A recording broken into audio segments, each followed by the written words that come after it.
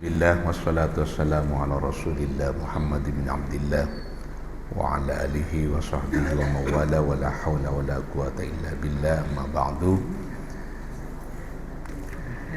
Tapi kemarin saya berkesempatan datang ke Al-Ula. Siapa yang pernah nyampe ke Al-Ula? Belum ya?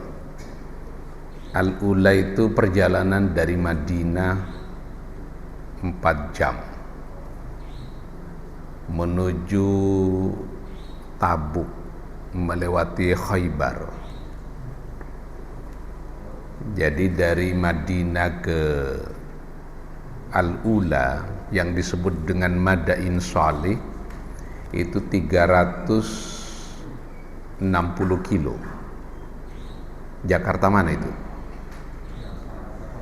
Pemalang.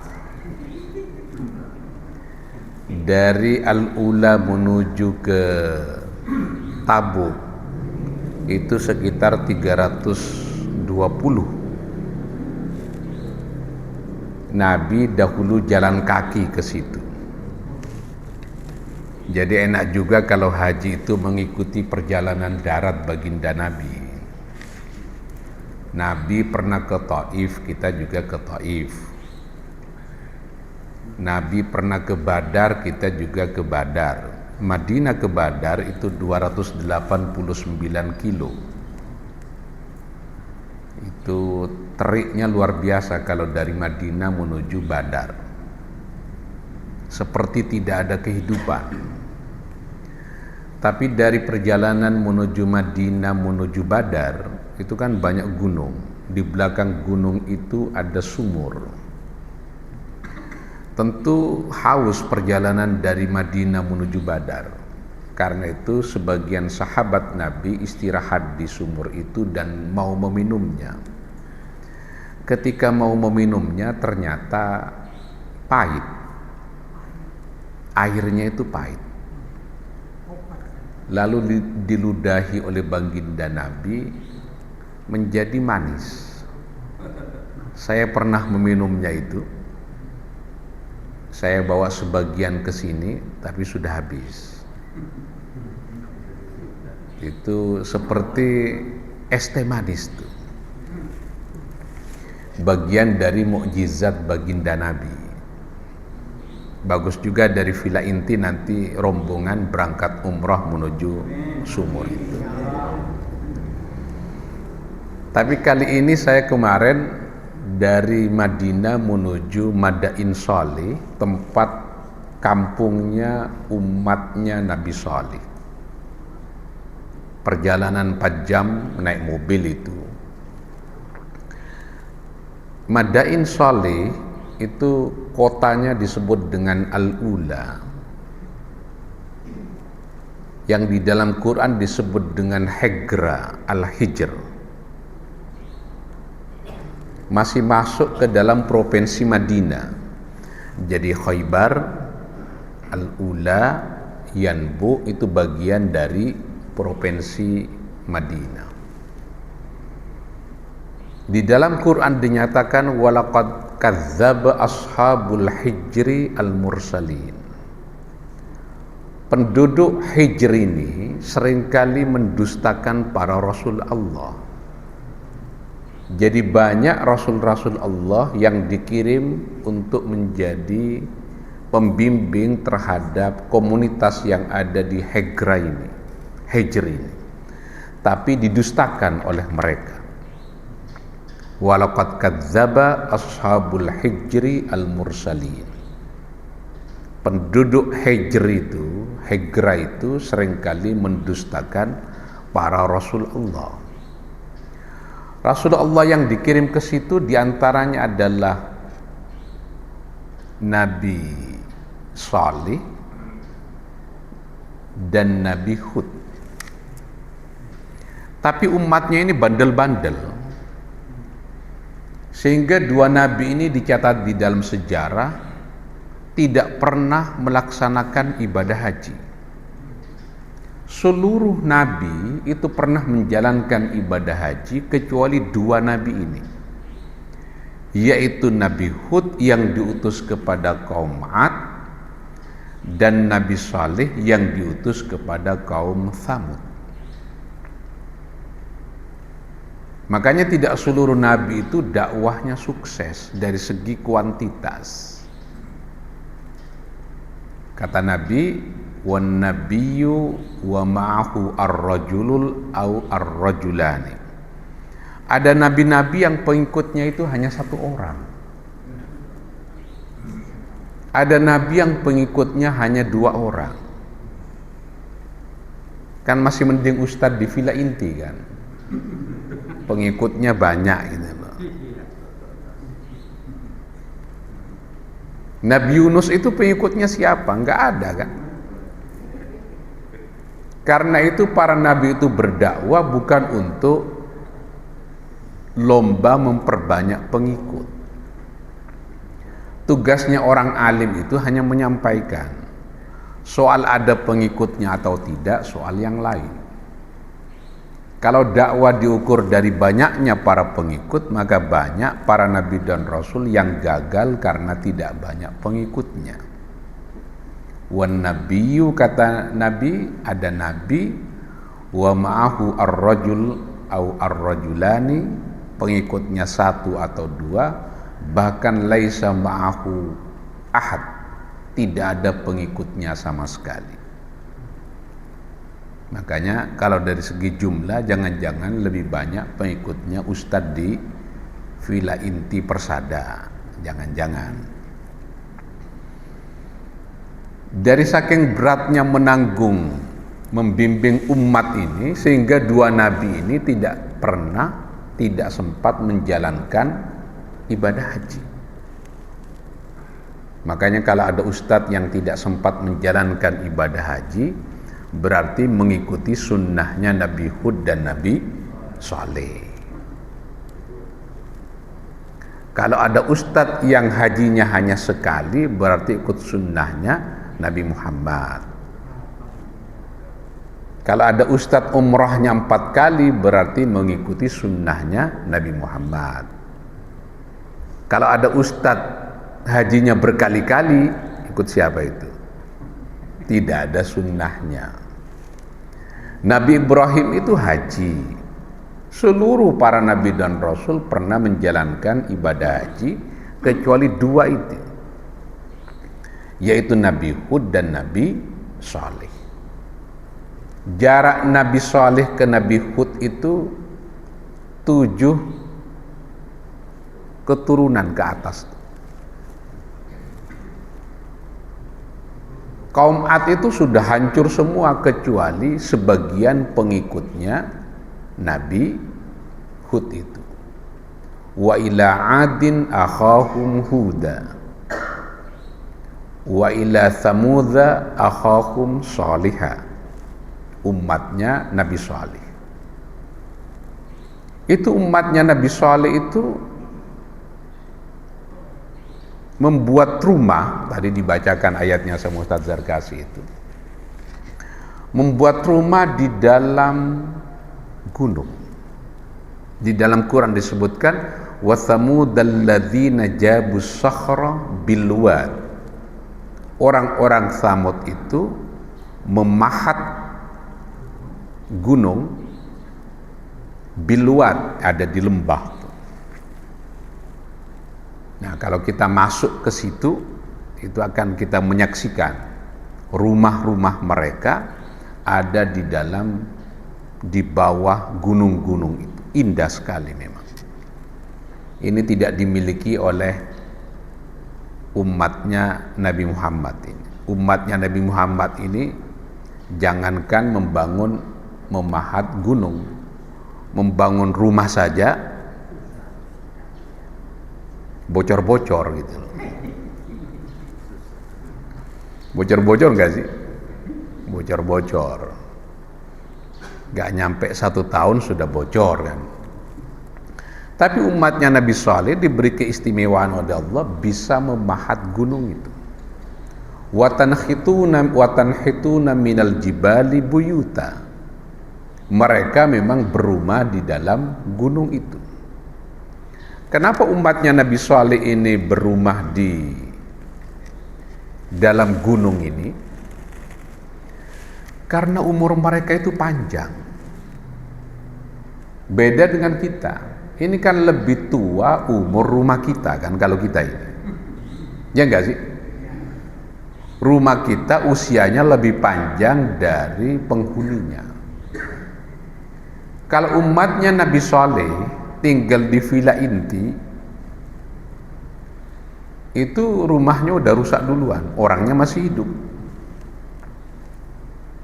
Itu bagian dari keistimewaan umatnya Nabi Saleh, umurnya panjang. Nabi Saleh ini 2100 tahun sebelum Masehi. 2100 tahun sebelum Masehi. Lumayan jauh kan? Lumayan jauh. Jadi nanti kalau ada orang Villa Inti berumah di dalam gunung, mungkin khawatir lebih panjang usianya ketimbang rumahnya. Oke, watan hituna milal jibali buyuta, mereka berumah di dalam gunung itu. Itu ada fotonya, saya punya beberapa itu. Tapi saya tidak berani masuk ke dalam. Karena ketika Nabi menuju Tabuk, melewati Al-Ula, melewati Madain Saleh, banyak sahabat-sahabat Nabi yang berhenti, sementara baginda Nabi asra'a hilatahu wa qanna'a ra'sahu. Nabi mempercepat langkahnya, kendaraannya, dan menundukkan kepalanya. Seraya Nabi bersabda, la takunu ala haula'il mu'adzabin. Jangan datangi lokasi orang-orang yang sudah diazab oleh Allah itu. Illa antakunu bagina, kecuali kamu dalam keadaan menangis. Kalau tidak bisa menangis, fatabakau, maka pura-pura menangis. Nah, kemarin saya nggak bisa pura-pura menangis. Itu sekarang kalau mau masuk ke situ, bayar 100 real. Sudah menjadi tempat destinasi pariwisata.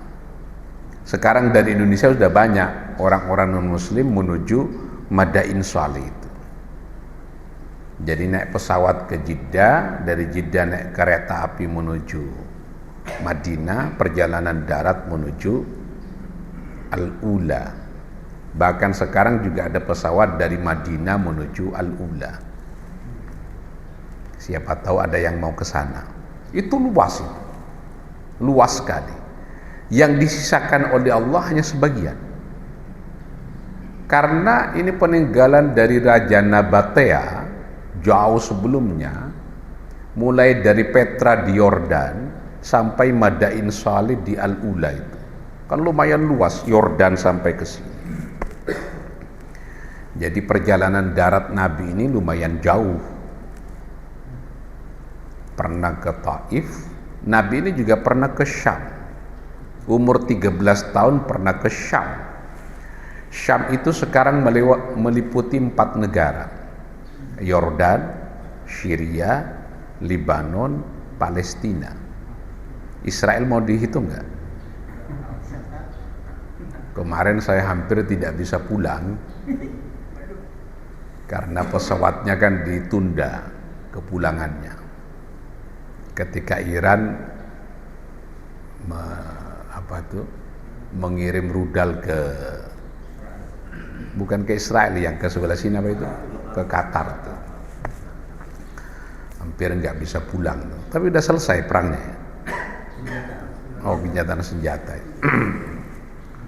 Ketar-ketir juga kalau nggak bisa pulang, karena di Mekah itu sudah dipersiapkan alat-alat, khawatir pelurunya nyasar ke Masjidil Haram, kan ngeri juga. Jadi Nabi perjalanan daratnya lumayan jauh. Umur 13 tahun perjalanannya dari Mekah menuju Syam. Itu Mekah ke Madinah saja 450 kilo. Dari Madinah menuju Yordan kurang lebih 1100 kilo. umur 13 tahun. Berarti Nabi beberapa tahun sebelum wafat perang Tabuk itu mungkin usia Nabi sekitar 60 tahun atau 59 tahun. Perjalanan darat dari Madinah menuju Tabuk sekitar 750 kilo.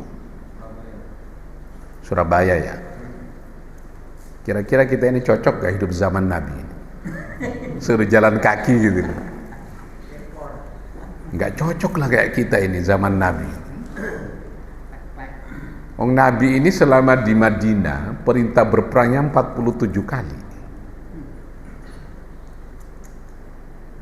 Bayangin itu ke Badar itu lagi bulan puasa. Ramadan pertama kali langsung ada perintah berperang menuju Badar itu.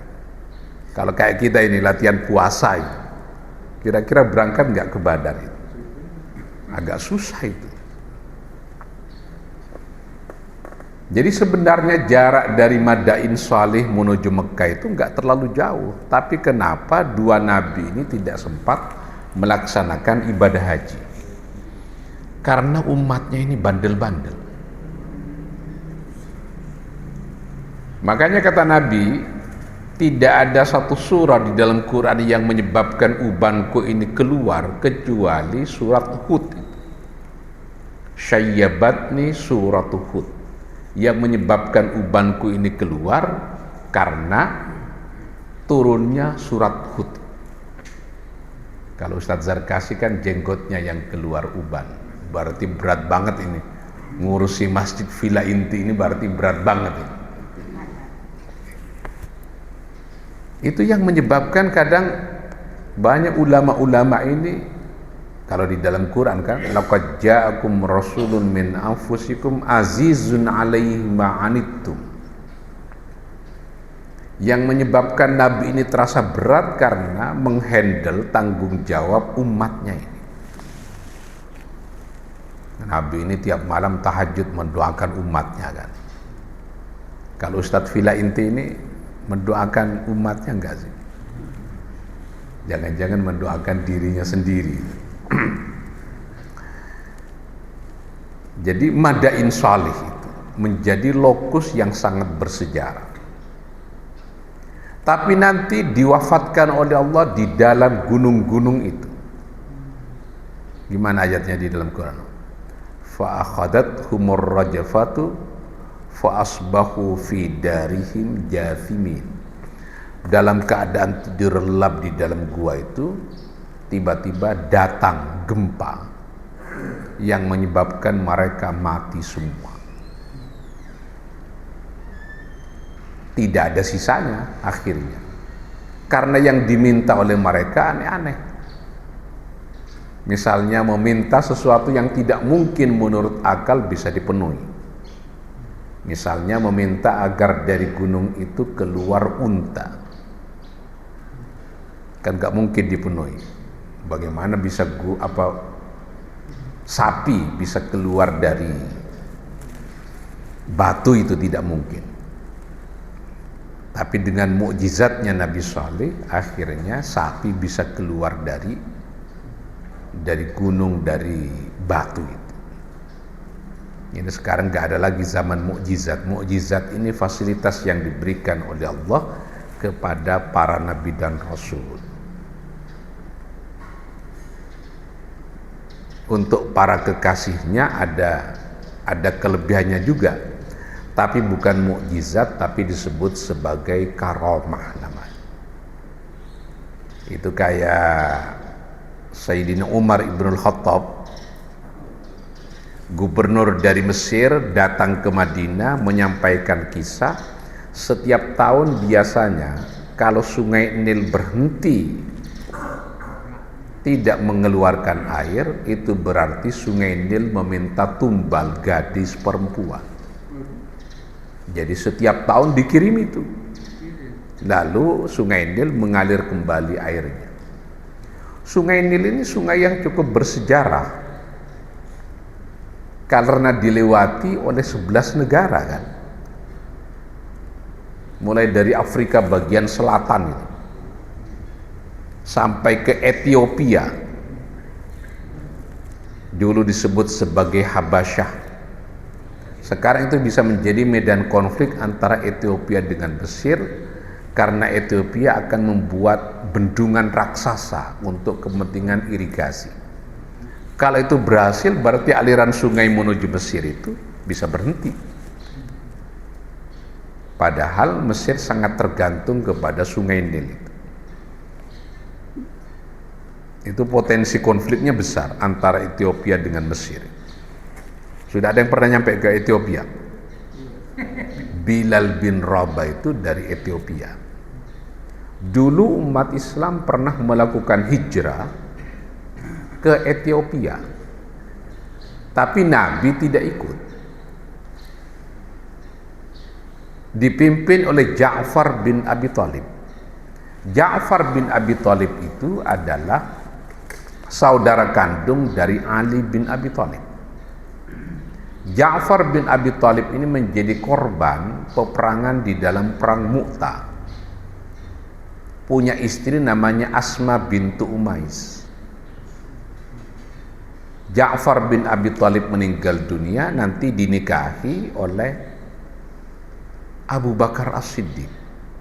Punya anak namanya Muhammad bin Abi Bakar. Abu Bakar As-Siddiq wafat, dinikahi oleh Ali bin Abi Thalib. Jadi turun lagi ke saudaranya. Zaman dulu biasa itu. Ustadz ini meninggal, jandanya dinikahi oleh ustadz yang ini. Meninggal lagi dinikahi oleh ustadz yang ini, biasa zaman dulu. Kalau sekarang kan nggak ada yang mau. Nah, sekarang beda lagi. Zaman dahulu kan APBN-nya tidak cukup kuat, tidak sekuat sekarang. Makanya dengan cara dinikahi oleh ustadz-ustadz yang lain, dinikahi oleh sahabat-sahabat yang lain. Nah, Ja'far bin Abi Thalib itu nyampe sampai ke Ethiopia, membawa 33 keluarga.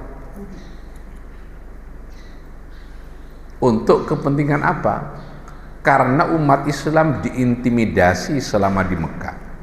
Akhirnya meminta suaka politik ke Ethiopia. Waktu itu rajanya Kristen. Karena rajanya Kristen, maka dibacai oleh Ja'far bin Abi Thalib sebuah surah di dalam Quran, yaitu surat Maryam. Loh, kok mirip ini kisahnya? Tapi Nabi tidak ikut. Nabi pernah ke Taif, tapi umat Islam tidak ikut. Akhirnya perjalanan umat Islam dari Madinah menuju Ethiopia tidak dikenang di dalam momen sejarah. Perjalanan Nabi dengan 2 orang temannya menuju Taif tidak dikenang di dalam sejarah. Akhirnya yang dikenang adalah perjalanan Nabi bersama umat Islam dari Mekah ke Madinah yang disebut dengan hijrah itu. Sekarang tanggal berapa ini? Tanggal 2 berapa Muharram udah? Tanggal 3 Muharram. Karena Nabi bersama umat Islam melakukan perjalanan. Libur jadinya kemarin ya. Saya nggak tahu loh kok libur. Nabi mau hijrah ke Madinah. Untung nggak balik lagi. Kalau balik lagi berarti libur lagi. Untungnya Nabi tidak balik lagi. Kalau balik lagi menetap di Mekah, kan bisa libur lagi kita. Sehingga di Islam itu yang menyumbang hari libur apa? Maulid Nabi. Nabi lahir libur. Nah, perjalanan umat Islam dari Mekah menuju Madinah itu dihitung sebagai bulan pertama di dalam Islam. Muharram. Istimewa Muharram ini karena kita tidak diperbolehkan saat itu untuk berperang. Ashhur itu, bulan-bulan yang diharamkan untuk berperang kan ada 4 itu. Di antaranya adalah bulan Muharram. Semua orang umat Islam berangkat menuju Madinah, kecuali beberapa orang yang tidak ikut berangkat. Di antaranya yang tidak ikut berangkat adalah putri Nabi sendiri.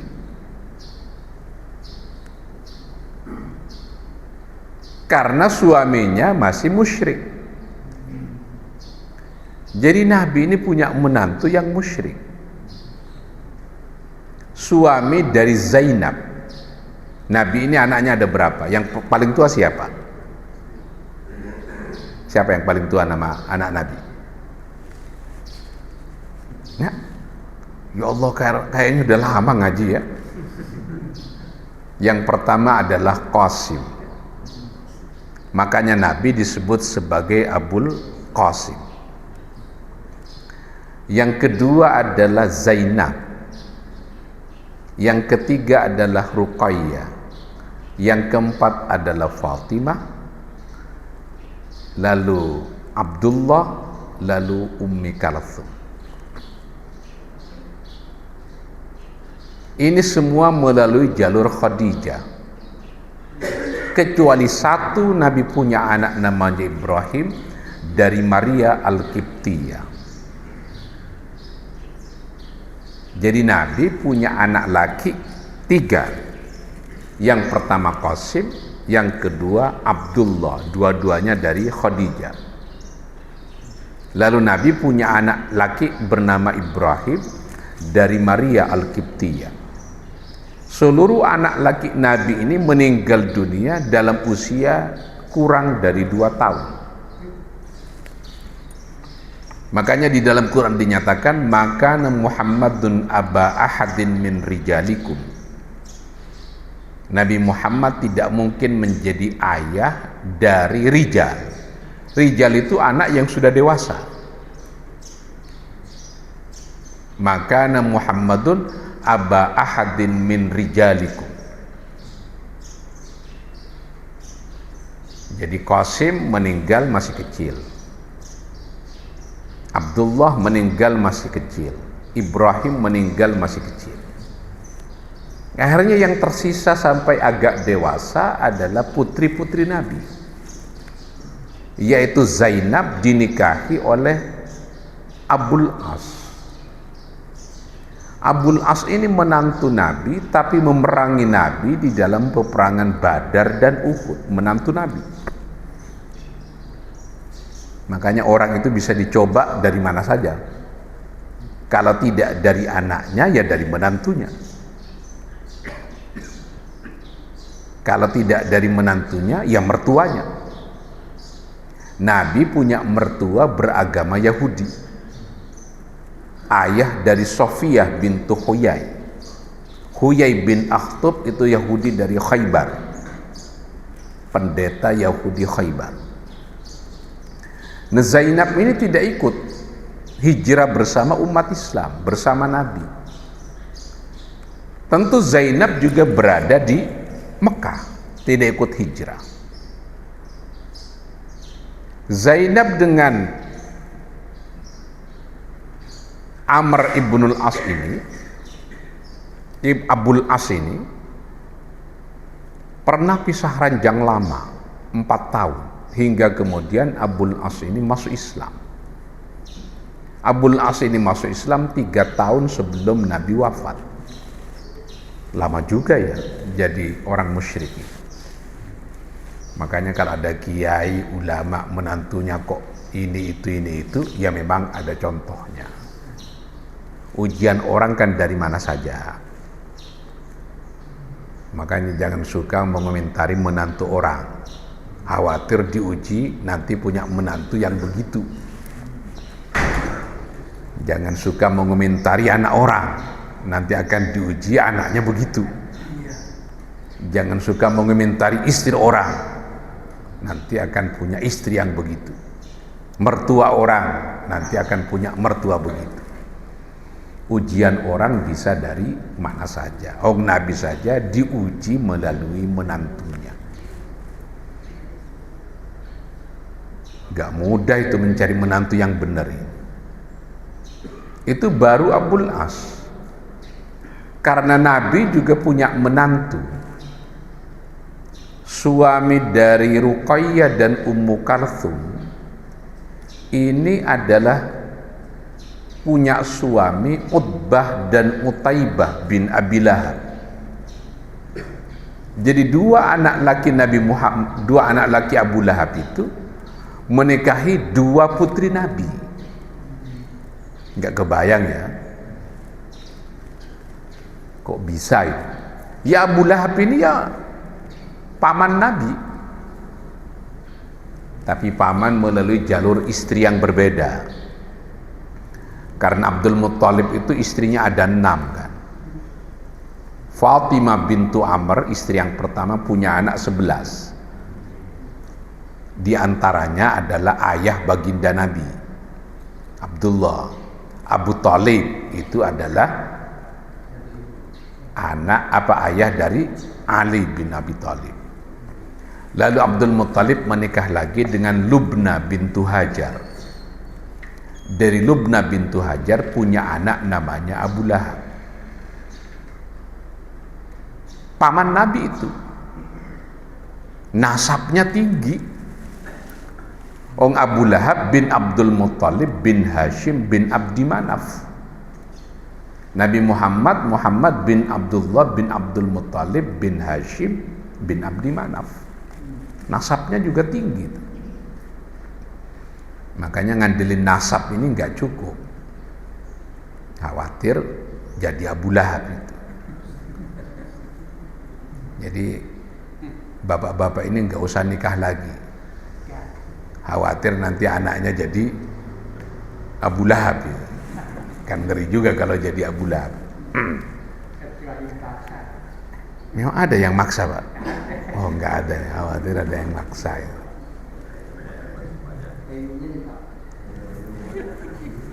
Udah umur 70 mau nikah lagi kan. Udah nggak sanggup.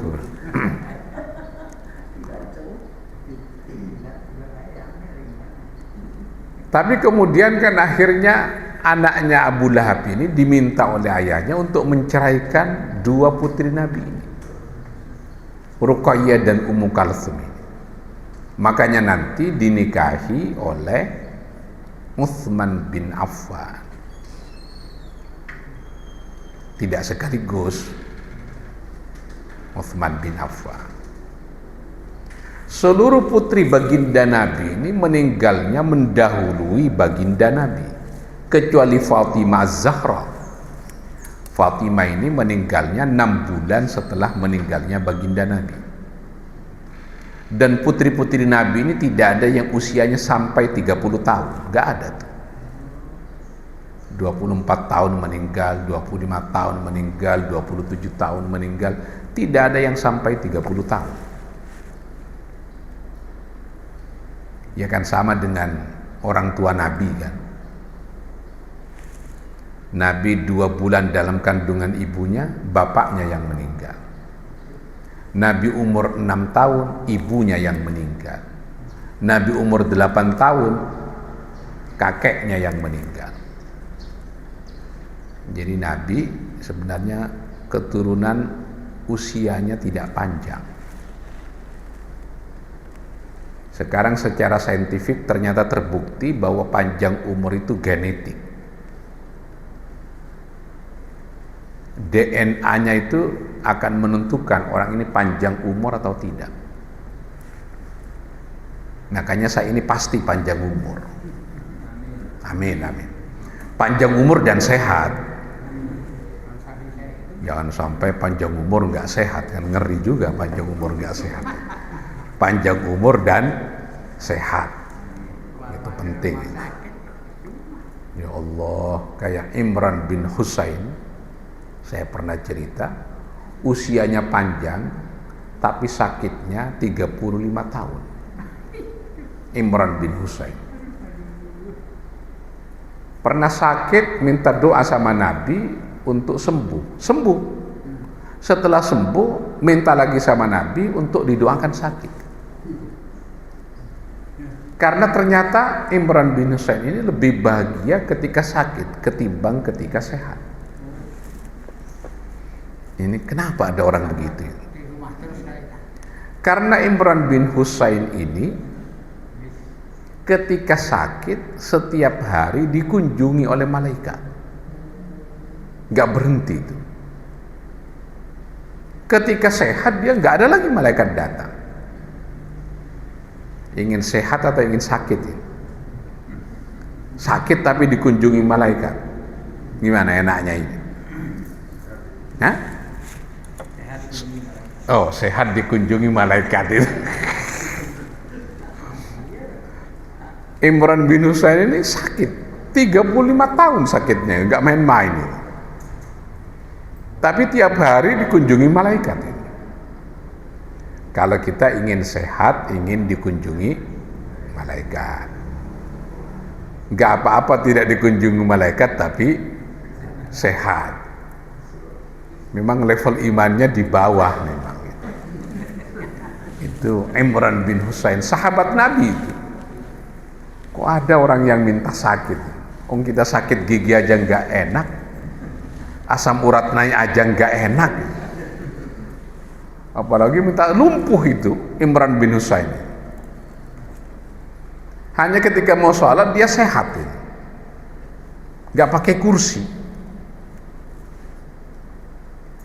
Kalau lagi mau sholat sehat, habis sholat sakit lagi. Ada orang begitu, Imran bin Husain. Jadi kita ini enaknya apa ini? Asam urat 6, kolesterol berapa Pak Jamin? 90, tensi 120/80, apalagi jantung irama normal.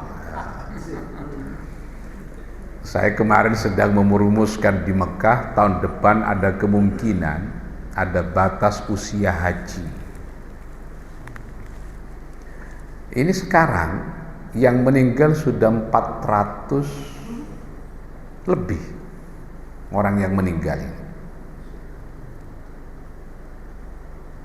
Kalau tahun kemarin kan 446. Kita menyangkanya ini akan sedikit, ternyata masih banyak. Karena setelah Ar-Muzna itu banyak yang meninggal. Karena setelah Ar-Muzna ini ada yang umrahnya itu 60 kali. Tetangganya Pak Akram orang Cirebon, umur 39 tahun mati setelah umrah 60 kali. Karena sehari 3-4 kali umrohnya. Ya mati. Kan bukan Nabi. Kalau Nabi jalan kaki 1000 kilo kan nggak mati. Karena fisiknya kuat. Kemarin ada jamaah haji yang usianya 107 tahun. Ya walaupun sehat kan nggak kuat jalan kaki wajarnya. Haji ini kan harus jalan kaki. Kalau nggak jalan kaki, turunnya susah kan. Mungkin nanti akan ada batas usia haji. Karena jumlah kematian haji ini sebagian besar 90% itu disumbang dari Indonesia. Tahun 2022 ketika batas usia haji 65 tahun, jumlah orang yang haji itu 103.000, yang meninggal 89 orang. Tahun kemarin jumlah orang yang haji 241.000, yang meninggal 446 orang. Tahun ini yang haji 203.000, yang meninggal sudah 400 lebih orang. Kan belum selesai, tidak bisa dipastikan. Karena aneh-aneh tuh. Yang hilang kan sekarang 3 orang. Hilang. karena demensia. Lupa itu. Penyakit demensia ini banyak dialami oleh jemaah haji Indonesia karena faktor usia ini. Memang dulu waktu daftar haji umur 50 tahun, tapi berangkatnya umur 75 tahun. Kan repot ini. Makanya saya waktu 2022 itu enak banget itu ceramah termasuk yang di Tangsel ini, muda-muda itu, sehat-sehat. Tapi kemarin sudah tua-tua. Jadi tagline ramah lansia ini artinya banyak yang tua kan. Apa bisa kita dorong yang tua-tua umrah saja? Kan sama wajibnya. Umrah juga wajib, haji juga wajib. Kemarin jalan kaki dari Musdalifah ke Mina itu kan jauh. Yang kalau tidak jalan kaki itu mati bareng-bareng itu. Seperti tahun 2023 ini. Nah, jadi yang penting ini panjang umur dan sehat. Bisa haji umur berapa Pak Jamin? Kemarin umur berapa Pak Jamin haji? 60. 61 hajinya Pak Jamin kemarin. Masih oke lah. Alhamdulillah. Yang udah umur 70 lebih ya udah repot. Karena jalan kaki ini kan, tahun kemarin saya jalan kaki itu 32 kilo tahun kemarin. Tahun sekarang ya 24 kilo. Kan lumayan itu jalan kaki itu kalau orang sepuh. Bagaimana umur 95 tahun, 90 tahun suruh jalan kaki kan nggak mungkin. Nah, kita ini minta umur panjang dan sehat. Sedengnya berapa? Sedengnya itu 90. Ketuaan ya, 90 ketuaan. Ya? 60. Pak Jamin 75 ya.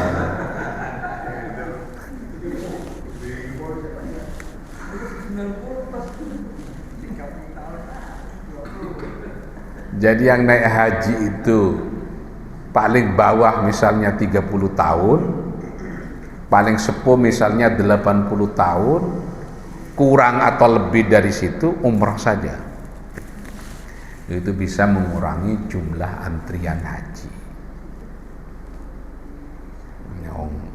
Ya pekerjaan fisik semua gimana? Sudah 400 lebih yang meninggal.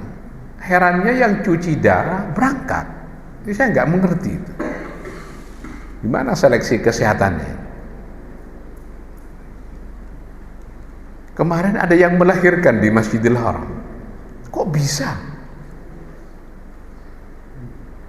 Ya Allah ya. Memang aneh-aneh ya jemaah haji Indonesia ini macam-macam. Yang banyak itu demensia memang. Lupa ada di mana itu loh. Kok banyak banget lupa ada di mana. Jadi kalau saya datang ke jemaah itu nanya, "Bu, ini berapa?" 2. Dengan repot itu. Udah masuk rumah sakit aja udah. Ini berapa? 2 kan repot tuh. "Bu, lagi di mana ini?" "Di Ciputat." Udah biar ke dokter aja, Itu banyak jumlahnya. "Bu, lagi di mana ini?" "Di Sulawesi." Padahal lagi di Mekah. Ya karena orang-orang tua kena terik matahari 46 derajat ya demensia.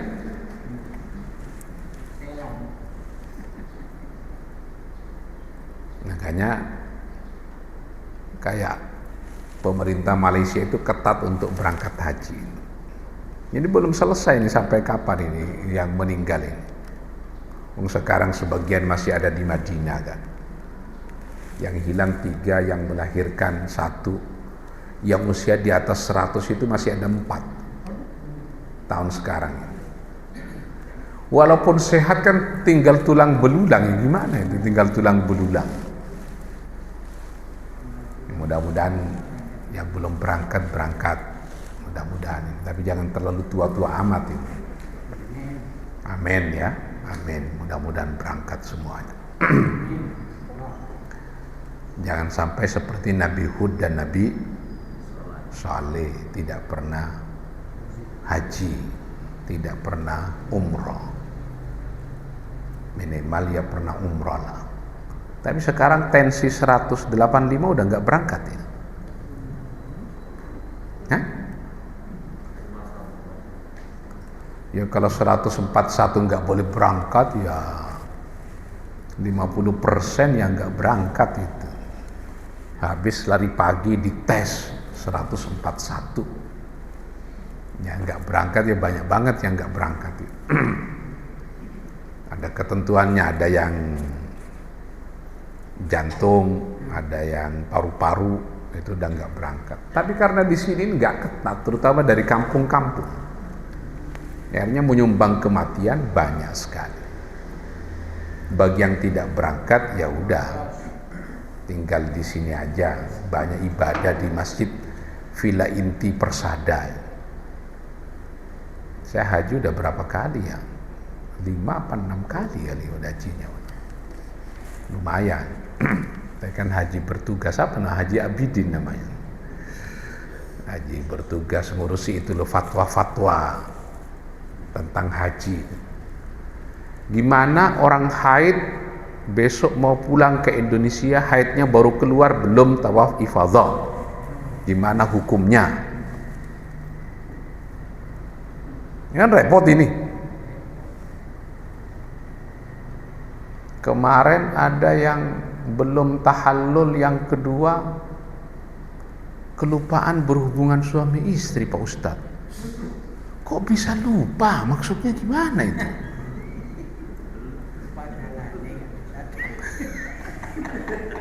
Kan bingung saya, lupa kata.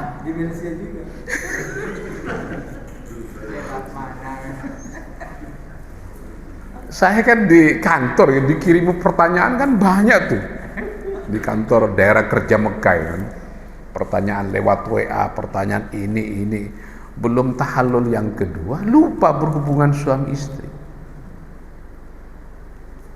Kan lumayan bayar damnya, unta kan, tapi ini bener lupa ini. Masya Allah, lupa ini gimana maksudnya lupa ini?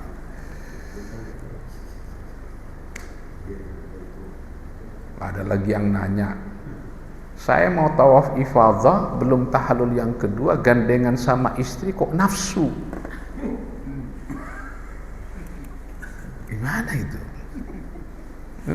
WA saya penuh itu. Biasanya kan nggak nafsu kan, oh hanya gandengan sama istri kan biasanya nggak nafsu. Misalnya nyampe ke Mekah ini gandengan sama istri kok nafsu. Kan di sana nggak ngapa-ngapain kan, pokok kerjaannya apalagi tamattu katanya, tangi, turu, tangi, mangan, turu, tamattu namanya itu. Jadi nafsu itu di mana-mana jadinya. Ya Allah, karena pemerintah tidak menyiapkan tempat untuk berhubungan. Jadi pelanggaran di aspek ini jadi banyak sekali.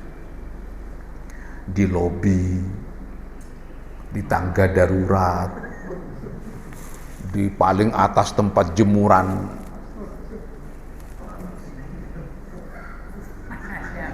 Belum, ya Allah, di tempat jemuran. Karena petugas hotelnya kan lapor. Ditanya sama teman-teman, kok berhubungannya di atas jemuran, paling atas tempat jemuran kan terus langit. Ingin disaksikan seluruh alam semesta. Ya Allah Rabbi, ada aja ini. Kemarin ini masih ada yang berhubungan di Mina. Pokok nafsu ini naik semua di sana, itu heran juga ya. Oh, biasanya sama istrinya nggak nafsu karena udah pernikahan 20 tahun, sampai ke sana kok nafsu. Bagaimana hukumnya belum tahlul yang kedua ini? Yang ngeri itu ada istri, suaminya nggak ikut di Indonesia. Belum tahlul yang kedua, suaminya minta bantuan di Indonesia. Maksud saya gimana maksudnya? Video call. Waduh. Kok bisa kayak begini tuh loh Pak Andar? Makanya benar kalau Allah berfirman fala rafatha wala fusuqa wala jidal. Tidak boleh rafas karena kecenderungan. Kalau kita 2 bulan di Amerika, di Eropa ini kan nggak nafsu Pak Zargasi. Tapi kalau di sana kok jadi nafsu, gimana? Ini yang ujian orang yang haji itu luar biasa. Sama istrinya sudah lama tidak berhubungan, nyampe ke sana kok nafsu terus, itu gimana? Ini ujian, ini ujiannya orang yang sedang haji. Akhirnya yang bayar dam jadi banyak. Nyampe ke sini nggak nafsu lagi, kan aneh ini. Ketika di sana nafsu, yang di sini udah nggak. Ya Allah, ini yang ujian ini. Ujian orang yang sedang haji, luar biasa ini. Jadi ini pengajiannya apa ini? Intinya ini hijrah, ini hijrah napak tilas perjalanan Nabi ke Badar, Nabi ke Syam, Nabi ke Khaybar, Nabi ke Tabuk. Tambahan hari ini Nabi ke Al-Ula, ke Al-Hijr, ke Madain Salih, tempatnya Nabi Salih yang diberi keistimewaan oleh Allah bisa memahat batu-batu gunung. Kalau ada waktu nanti, kalau bisa umrah, bisa itu, insya Allah. Lumayan itu tambahannya kalau umrah itu. Kalau saya kan pakai mobil gratisan kemarin, 4 jam perjalanannya. Padahal itu udah sepi, nggak ada lalu lintas. Sepi di Al-Ula itu, tidak ada rumah. Nggak berani orang bangun rumah dari di sana. Itu dari bawah panas, dari atas panas. Ini tanah kutukan, jangan-jangan yang begitu. Teriknya dari bawah ini langsung ke muka ini, panas sekali. Dari atas juga panas. Makanya kalau di sana itu bolehnya berziarah jam 6 pagi sama jam 5 sore.